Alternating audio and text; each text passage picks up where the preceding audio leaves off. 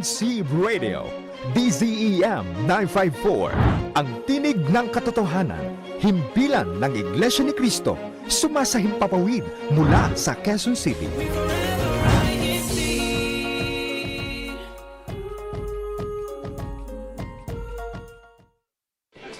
Don't underestimate the power of a single conversation.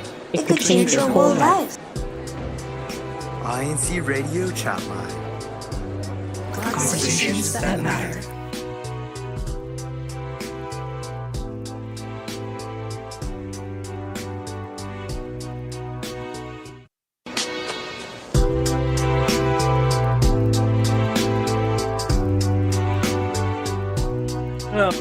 Hello, everyone. Welcome to another episode of INCRadio Chatline, where we have conversations that matter. I'm your host for today, Awesome John Villacruz, live here from, not Rockford, Chicago, Illinois. I gotta get used to saying that. Yeah, if you notice, my background, my background's different. No more curtain. But today we're talking about, wanting it, planning for it, and then just taking action, doing it. So, let's start off with like the how ideas sprout first. So, Tony, what usually inspires your ideas? Random things. Totally random things. Most of the time, it's when I have my mind is, I'm not into something, I'm not doing something, I'm not working, I don't have a list on my mind. That's why I appreciate the downtime moments, whether it's like I'm alone in the car or I'm just doing something it's more like a repetitive thing, like chores or whatever it may be, where your mind kind of goes on autopilot. Those are the times where the ideas just start to spring out. It could be just from observing something outside, like if I'm on a walk, or it's cold right now, but when you're outside and you kind of just see things and you're like, oh, that reminds me of somebody. Or it could be posts on social media that make me think of stuff too. Stuff to do, like, oh, this would be nice to do with somebody, or oh, this would be nice to do as like a group, or things of that nature. I feel like it's funny you brought up like social media, because a lot. I don't know if this is a bit like what do you call it, like breaking the fourth wall a little bit, but like most of like my ideas for like our topics in the show, usually it's when I'm browsing through social media, because that's a kind of like, that's what my feed looks. My feed is a mix of cat videos and like cat videos and like, I wouldn't say inspirational stuff, but like thought-provoking stuff. And so you can be like, like I'm laughing, and then I get to the next reel, and it's like, oh, interesting. Interesting. And then I write it down, or I take a screenshot of it. I'm like, okay, I'm gonna save this for later. I'm gonna see if I can make a topic out of like this sentence or list or whatever. But like I'm with you, where like I noticed that my ideas kind of pop up when I'm not consuming media. Like if I'm watching like a video or I'm doing work, like it's like, especially like when you're like, let's say I'm trying to make a thumbnail or a graphic for like radio. Like I would feel like I can't think of anything, like I'm trying so hard to think of like something, I can't think of it, and I'm like, I'm just gonna I'm gonna work out first, I'm gonna eat first, then I'll come back to this later. And while I'm in the middle of it, like the idea pops in my mind. I was like, oh wait, like I have to run down to like my computer. I don't know if it's too metaphoric, but it's kind of the same as when you're about to create something, right? When it's a blank page, could be in your Word document, or when you're about to paint something, you need that blank slate to kind of allow that creativity to start to flow. Because sometimes when you're bombarded with so many different things, your brain doesn't have that room to exercise. So I've been trying more lately to allow myself to have moments of boredom where I'm just not engaging in anything. There's nothing that's kind of like coming at me. So I'm just kind of sitting, I'm just listening, and just being okay with the quiet, so that that creative side of me can kind of, jump into gear a little bit. Yeah. Because is it? I think it might be because like like when you don't, I guess there's no entertainment to kind of like distract you. Your mind kind of comes up with its own entertainment. Yeah, Like when you're I a feel kid, like you're a kid, you're sitting in the back seat, you're kind of like bored. You like don't you kind of imagine like the little stick man like running like at the side of the road next to the random car. things. Yeah, random things. It could be, yeah, even with the sky, how like when you see that all the time in movies, or when you're a kid, you would just look at the sky and then all of a sudden you can like see shapes and stuff Mhm. out of the clouds. It's like that. You need those moments of, you know, adventure in your brain to yourself. Come up with like something. So, uh, that's how that's usually how we come up with like our ideas, right? Like during those Mhm. moments of silence. But how like for you, how long do you sit on like an idea? Like, or do you kind of take action right away, or It depends what it's for. It depends because ideas can be for anything. It could be creative ideas, it could be ideas for work, it could be Mhm. ideas for, church responsibilities, could be for friends, for anything. If I have an idea, typically what I look for is somebody to bounce it off of almost immediately. Because in my mind, I'm kind of looking for that reassurance. Is this too crazy or can we do this? like that kind of thing. Like, is this too off the wall, or does this seem plausible to you? I kind of look at stuff that way sometimes because I feel like some of my ideas are very ambitious. They can be very big. And typically, if it's, let's say, for my own stuff, I'm Mm, quicker, like for something personal. Like for example, this time last year, I had an idea that sprouted from my love of music that I was like, you know what? I want to improve my voice. I really want to work this year on improving my voice. And I started it almost immediately because it was for me. And it was something that, only I could hold myself accountable to, as opposed to, let's say, if it's an idea for work, there's a lot more people that you kind of have to get involved in that. mm, And so when I present it, depending on who I'm presenting the idea to, it'll either be something rough, like some rough kind of like floor plan or something to that effect. Or sometimes if it's something that I can already visualize in my head, I will come up with some kind of demo. I will show them like this is what I think it can look like. This is like my mind will start zooming. Because I think also when people see something concrete, a little bit more tangible, that they mhm. can see, that they can visualize, because people are most of the time are visual, then they might be more inclined to accepting or Yeah, jumping on board with your idea. You know what I mean? And they yeah, can see that, like, oh yeah, maybe we could do this. yeah. Well, like I agree with you on like the visual thing, because like for me, like you have to show like if especially if it's for like a project with multiple people, it's like you like for me, even if okay, I like drawing, but my drawing's not really that good, but I still try my best to kind of like visualize, like draw it out for like other people to see, like it's like this, I'll maybe put some arrows, like this is what it'll say here, this is what it'll say here, and then you can have like this picture here, like, and stuff like that, like almost storyboarding it, like in a way. But like I'm I would say it depends too, but I realized like for me, I don't sit on an idea for too long. Okay, because of like before I just sit on the idea. I just sit on it, and then nothing else happens.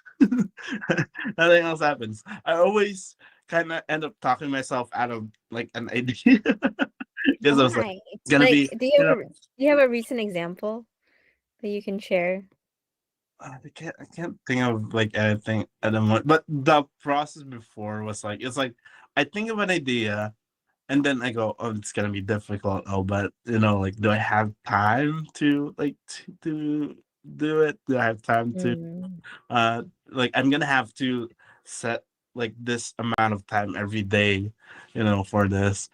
Like it's uh like I always stopped at the idea phase of it before I get to before I even get to the planning, get to the action stage. It's like I stop myself at the thought. So like now, what I noticed that I try to do more is like when the idea comes on my mind, I don't spend a long time thinking about the what ifs and just like, okay, I'm just gonna say yes now, and then I'm just gonna like whatever problems I come across, we'll cross that bridge when we get. Nice. Like I'll just say yes now. Like I'm sure we'll, like it because, and like the especially for if it's for like just for ourselves, just something that we hold ourselves accountable for. The worst Mhm. case scenario of that is just you just stop, right? Like that's the worst case scenario of that. You know, like if the worst case scenario is just you just don't continue with it, then like it's like kind of like so low stakes that there's not really much for me to lose out there. Like And you can there's always come up with more ideas, yeah, like sometimes ideas evolve. Your original idea that you thought of often can evolve into to something completely different than what your initial idea was. And sometimes that's a good thing. That's why collaboration can be wonderful, because when you pull other people into what you're working on, they might see Mhm. things that you don't see. And you're like, "Oh yeah, I didn't even think about that. We could do it this way." So, It's like me writing stories. You just reminded me. That's me writing stories where the longer I send an idea, the more the story evolves. And I sometimes like in my mind I can plan it out from beginning to end of like that story. And then sometimes I'll go back to like the beginning of the story because some like there's like new developments on the end of the story where I'm like, okay, let's go back to this part of the story. Let's rewrite that. And like it helps showing other people too because like you said, though they might see something that you don't see, and when they bring it up, you're like, huh, you're right. You know what? You're right. And like it helps me like in completing that. But I haven't really completed this like a full story yet, it's but hard. I It is yeah, I, hard. I have a notebook full of like I would say plots, like plots with plot points. It's like it's literally bullet points of like like this part of the story, this part of the story, this part of the story, and you'll see there's a lot of like stuff that's like crossed out and like there's a new sentence written under it. Mhm. 'Cause I made the habit of carrying that notebook because sometimes the idea just pops out of nowhere and you're like, okay, gotta write that down before I forget. And what Oh yeah, go ahead. Yeah, what are you Oh gonna say? no, I was just Uh, agreeing because same. It's also same.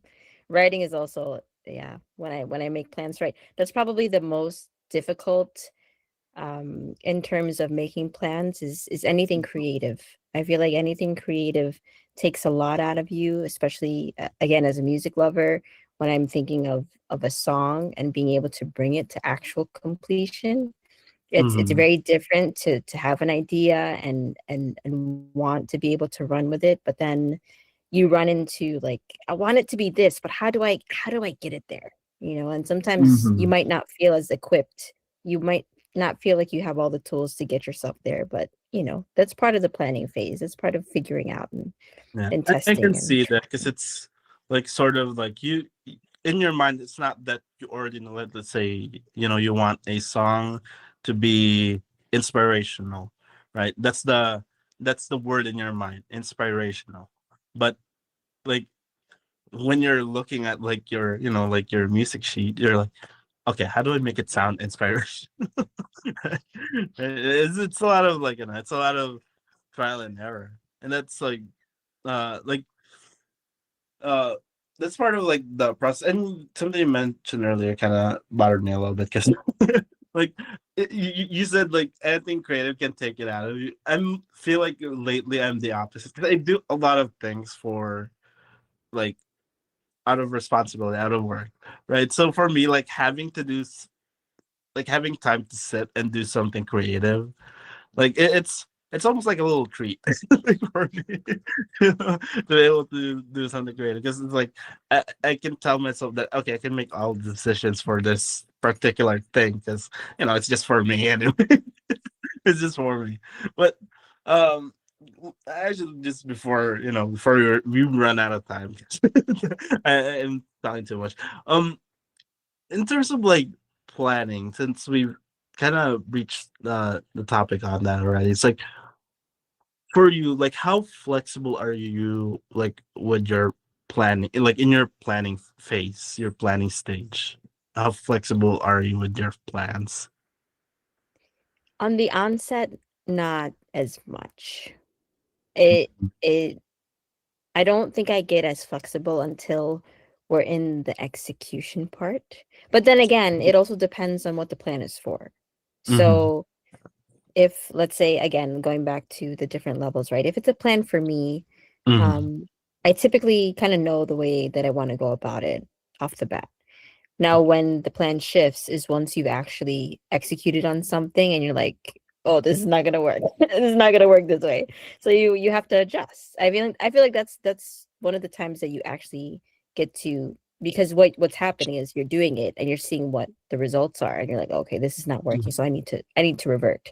But when you're involving other people, I feel like it's really easy for a plan to get revised quickly. I remember there was a period back in end of like 2021 when we were working on this project that went through so many revisions. I had like 7 or 8 different documents of the same name, but it just had like a It's in number one next to version. it, like one version two. And it's like that though, because again, when you're in the middle of collaboration, other people will see things that you don't see, which Mm-hmm.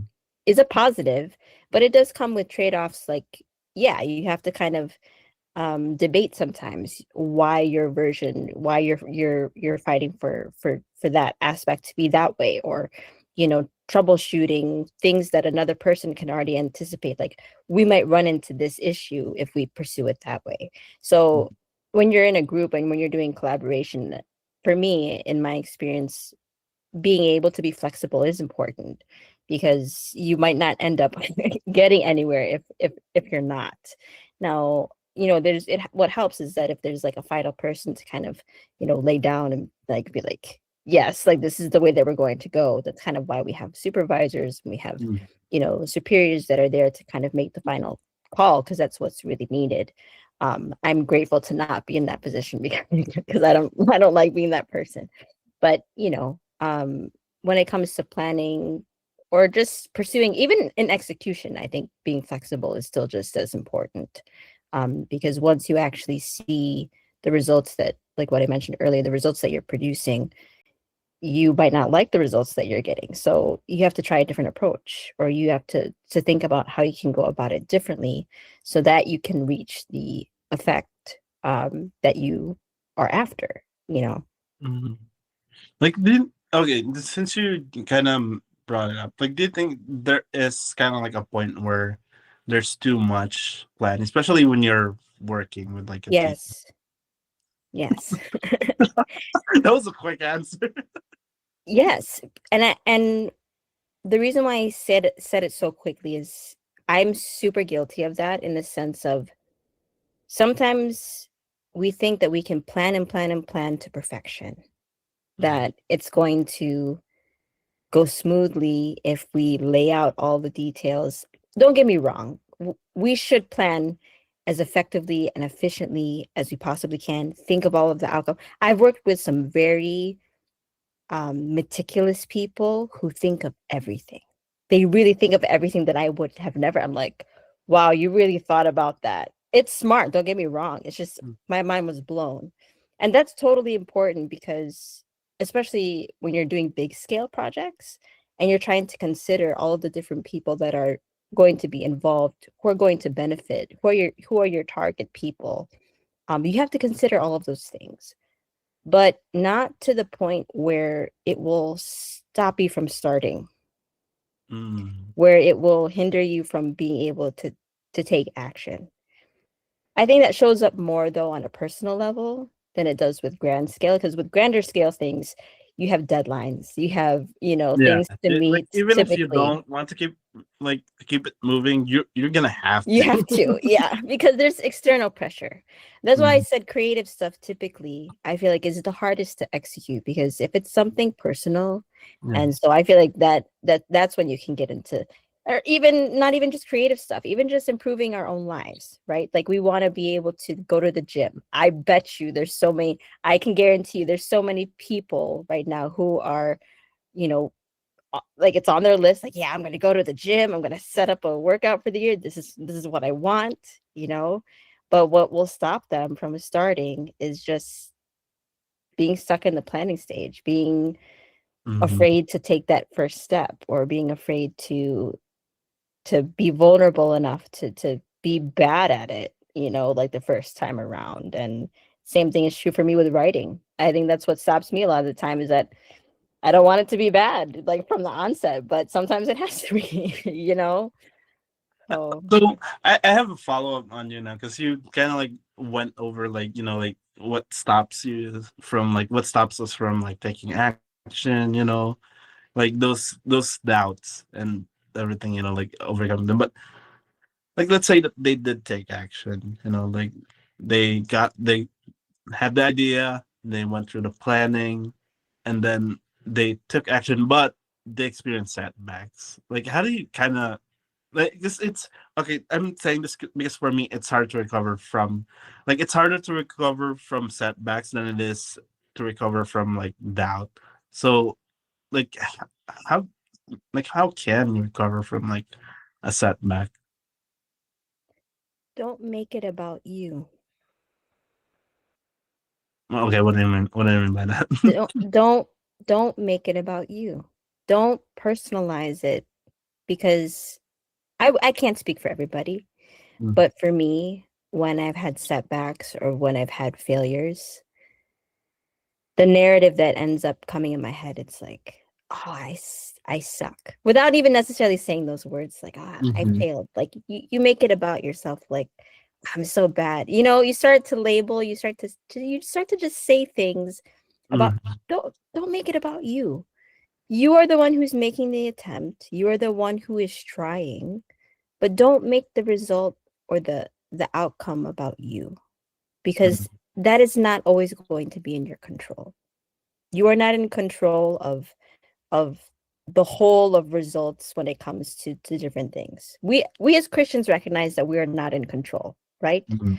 Yeah. So being able to leave that out, and just telling ourselves that I can only do the best of what I can, and if my best wasn't enough for that moment, then I'll try again until we get there, because Mm. sometimes we just want it right away, or even if we get it like right at that moment, it doesn't feel enough.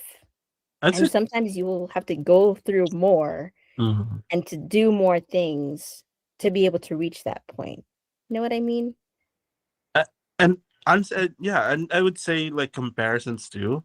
Like like let's say this is your first time trying to do something like this, like, and like let's say you encounter a setback.